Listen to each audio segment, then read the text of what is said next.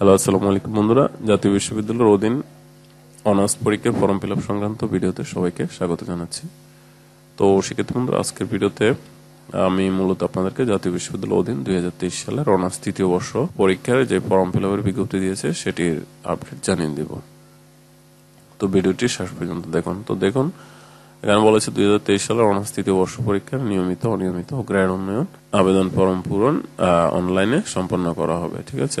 তো এই form fill আপটি 2023 সালের অনার্স তৃতীয় বর্ষ নিয়মিতদের জন্য হলো। এটার সাথে আপনারা যারা অনিয়মিত এবং ইমপ্রুভমেন্ট আছেন, মানে যারা আগে ফেল কিংবা জিপিএ কম পেয়েছেন, তারাও এখানে এই ফর্ম ফিল আপটি করে পরীক্ষা দিতে পারবেন। ঠিক আছে।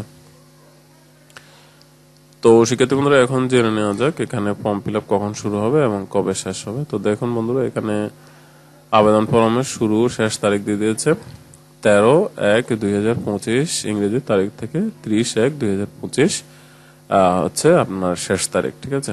তো এখানে যে শুরু এবং শেষের তারিখটি দেওয়া হয়েছে, এটা শেষ হওয়ার পরেও আবার কিছু টাইম বর্ধিত করা হয়।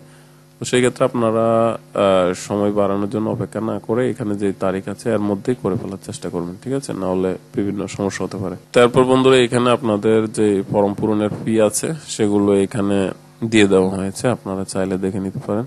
এরপর বন্ধুরা, এখানে আবেদন ফর্ম ফিল আপ কোথা থেকে করবেন, তারপরে পরীক্ষা অংশগ্রহণের যে নিয়মাবলী আছে এগুলো আপনারা দেখে নেবেন। বিশেষ করে যারা ইরেগুলার এবং ইমপ্রুভমেন্ট দিবেন তাদের জন্য এই শর্তাবলীগুলো কিন্তু খুবই গুরুত্বপূর্ণ। এগুলো আপনারা এখান থেকে দেখে নেবেন। দেখুন, এখানে অনিয়মিতদের জন্য শর্তাবলী দিয়েছে, গ্রেড উন্নয়নের জন্য দিয়েছে।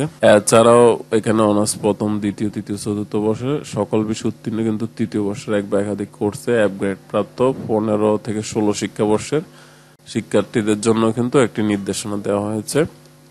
ঠিক আছে। তারা 5,000 টাকা ফি প্রদান করে শুধুমাত্র 23 সালের অনার্স তৃতীয় বর্ষ পরীক্ষায় অংশগ্রহণের সুযোগ পাবে, এরকম কিছু জরুরি নির্দেশনা এখানে দিয়ে দেওয়া হয়েছে। তারপর যেমন ধরুন, গ্রেড উন্নয়নের ক্ষেত্রে যারা ইমপ্রুভমেন্ট দিবেন তাদের ক্ষেত্রে সি এবং ডি গ্রেড পেলে শুধুমাত্র সেগুলোতে ইমপ্রুভমেন্ট দিতে পারবেন। এছাড়াও একজন পরীক্ষার্থী সর্বোচ্চ 2টি কোর্সে গ্রেড উন্নয়ন বা ইমপ্রুভমেন্ট দিতে পারবে। ঠিক আছে। তো এই বিষয়গুলো খুবই গুরুত্বপূর্ণ। তো সেক্ষেত্রে বন্ধুরা, এই ছিল মূলত 2023 সালের অনার্স তৃতীয় বর্ষ পরীক্ষার যে ফর্ম ফিল আপের বিজ্ঞপ্তি দিয়েছে সেটির যে গুরুত্বপূর্ণ বিষয়গুলো আপনাদেরকে জানিয়ে দিলাম। তো ভিডিওটি ভালো লেগে থাকলে অবশ্যই একটি লাইক করবেন, কমেন্ট করবেন এবং আপনার বন্ধুদের সাথে শেয়ার করে দিবেন। আর চ্যানেলে নতুন হয়ে থাকলে পরবর্তী গুরুত্বপূর্ণ নোটিশগুলো পাওয়ার জন্য চ্যানেলটিকে সাবস্ক্রাইব করে দিবেন। আর যারা অলরেডি করেছেন তাদেরকে অসংখ্য ধন্যবাদ। সবাই ভালো থাকবেন, নিরাপদ থাকবেন। আল্লাহ হাফেজ।